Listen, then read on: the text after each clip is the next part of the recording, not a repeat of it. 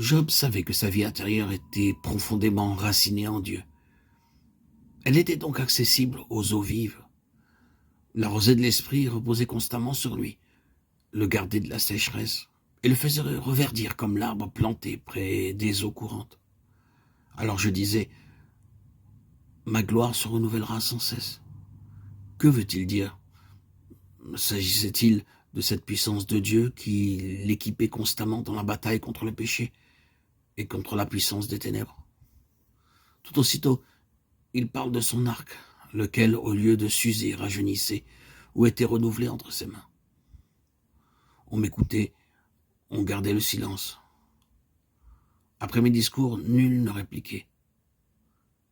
Ma parole était pour tous une bienfaisante rosée. Non seulement Job était revêtu de la justice de Dieu, mais il avait reçu ce qu'on nomma au jour de la Pentecôte le don d'expression, l'éloquence, l'autorité pour se faire écouter, ce silence profond, intense, qui accompagne les paroles prononcées selon l'esprit, la conviction qu'elles entraînent dans le cœur des auditeurs pour y détruire toute opposition, l'influence rafraîchissante comparable à celle de la rosée, du discours selon l'esprit, la soif éveillée, l'attente des auditeurs, la réceptivité du cœur et de l'être tout entier comparable à celle de la terre recevant la pluie de l'arrière-saison, la confiance des auditeurs dans le messager envoyé par Dieu. Tous ces signes, tous ces traits marquent Job comme étant un véritable prophète de l'Éternel. C'est là une charge redoutable.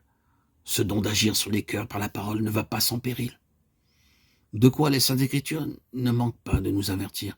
C'est un grand privilège que d'être l'un des serviteurs que Dieu honore ainsi, mais ce privilège a sa contrepartie de danger.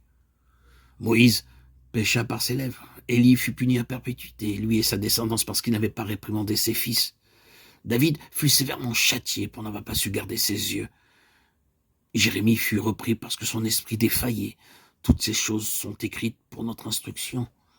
Dans le récit que Job fait de sa vie passée, il est aisé de discerner la satisfaction qu'il avait éprouvée de sa haute situation qu'il devait à la confiance de ses contemporains et surtout à la faveur de Dieu. Je m'asseyais à leur tête, j'étais comme un roi au milieu d'une troupe, dit-il dans sa conclusion. Le défi de Satan a été conçu de façon machiavélique. Il a discerné le péril qui menace Job sur ce piédestal où son intégrité, sa droiture, son amour pour Dieu et le prochain et la confiance de son peuple l'ont comme élevé. Péril bien connu de l'apôtre Paul lorsqu'il écrivait aux Corinthiens qu'il lui avait été mis une écharde dans la chair pour qu'il ne s'enflamme pas d'orgueil à cause de l'excellence des révélations qu'il avait reçues, se laisser gagner par l'orgueil, c'est perdre sa couronne. D'autre part, ce récit de sa vie par Job confirme ce que Dieu dit de lui devant l'assemblée céleste et démontre suffisamment que ni le péché ni la désobéissance ne sont en cause dans l'épreuve qu'il a atteint. Mais il y a la seule volonté de Dieu qui a en vue l'accroissement de la foi chez son serviteur. Accroissement possible pour celui-là seul qui connaît la plénitude de l'esprit et la marche par la foi. Cette foi qui est plus précieuse aux yeux de Dieu que l'or périssable, qui recevra honneur et louange lorsque le Seigneur apparaîtra. Dans le Nouveau Testament, il est question du grain de blé qui tombe en terre et meurt pour porter du fruit, de la conformité au Christ en sa mort, laquelle conformité succède à l'identification avec lui sur la croix du calvaire de la sentence de mort qui tomba sur tout ce que Paul avait, sur tout ce qu'il était par lui-même, afin qu'il ne se reposât plus qu'en la puissance de résurrection de Dieu.